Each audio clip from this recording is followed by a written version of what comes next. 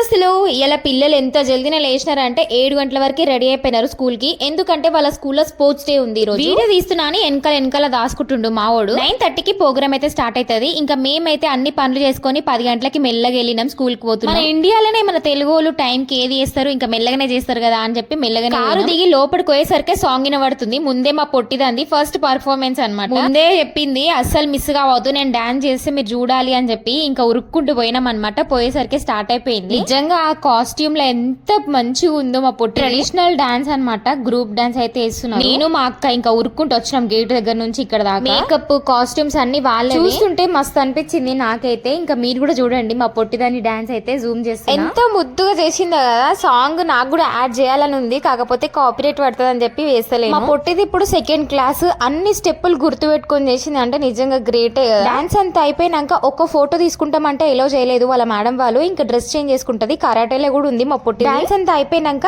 ఇట్లా ఒక group photo అయితే తీసుకున్నారనమాట. ఎంత బాగున్నారు అందరూ. చిన్నప్పుడు భరతనాట్యం నేర్చుకోవాలని ఉండే, కానీ ఏం చేస్తాం అంత మనకి స్తోమత లేకుండే చిన్నప్పుడు. ఇక్కడ మేడం వాళ్ళు గ్యాస్ బెలూన్స్ ని ఎగరేస్తున్నారు. అట్లనే ఎగురుకుంటూ మా బిల్డింగ్ మీద పడితే బాగుండు. అట్లా ఎగురుకుంటూ ఎంత దూరం పోతే వెళ్ళంగానే ఒక బాక్స్ అయితే ఇచ్చినారు, దాంట్లో ఫ్రూట్స్ ఉన్నాయి.